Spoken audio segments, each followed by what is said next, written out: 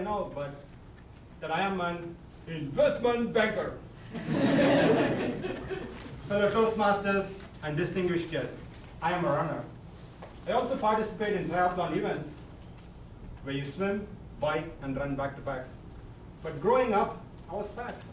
Yes, you heard me right. I said the F word, not overweight, but flat.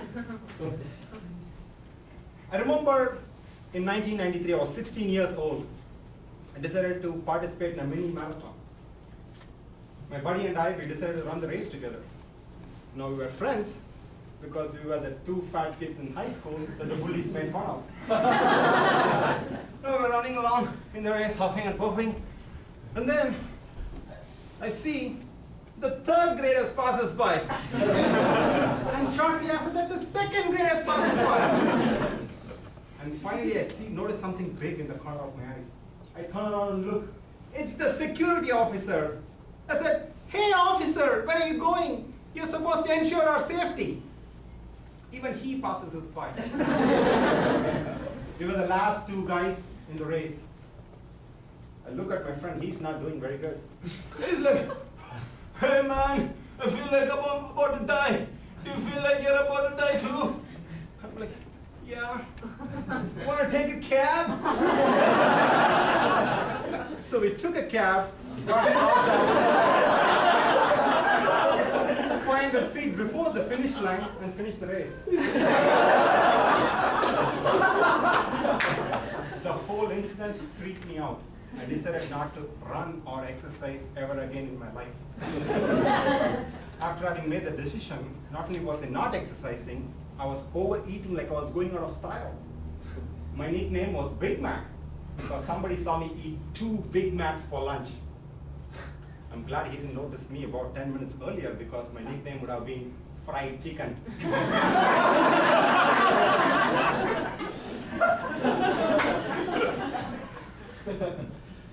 So I was really big, and I haven't seen my nephew in about 3 months.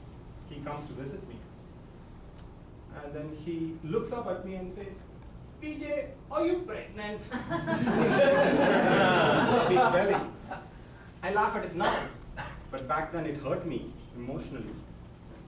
But the real kicker came when my buddy, the same guy that I ran the race with, he called me.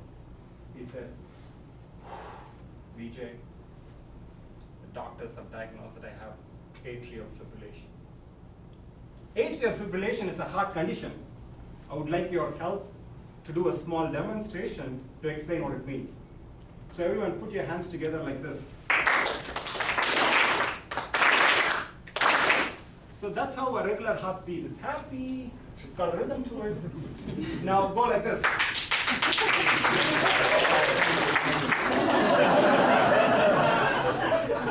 Seriously though, that's what happens to your heart. It goes all crazy, doesn't beat in a rhythmic fashion. I knew if I don't change my eating habits, I'm going to end up like my friend. In one inspired moment, I thought I should sign up for a marathon. In 2000, I signed up for the LaSalle Bank Chicago Marathon. I started the race, I ran the race, but I did not finish the race. I slept halfway through the race. You might ask me, "PJ, how can you sleep halfway through a running race?" Well, my apartment was on mile 8.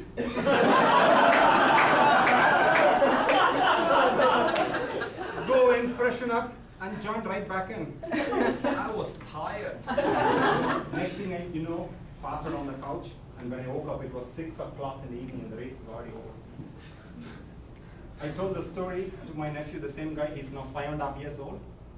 When I told him the story, he had this excited look on his face and an enthusiastic smile. He said, "Oh, I know. This is exactly like the story of the tortoise and the hare, except the tortoise slept instead of the hare."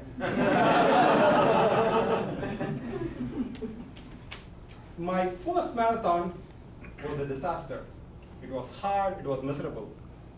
Maybe, just maybe, because I didn't train for it. Running is a great metaphor for life, because just like in life, in running, you only get out what you put in. My second marathon, on the other hand, was a blast.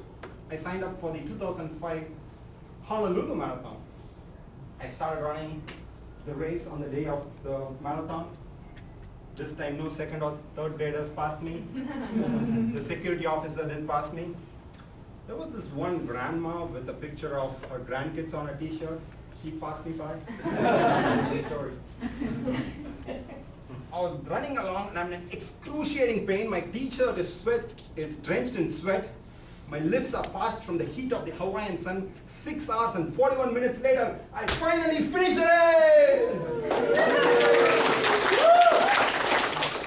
As I was picking up this finisher's t-shirt, one of the spectators said, "Oh, VJ, you must be so proud to have completed the race."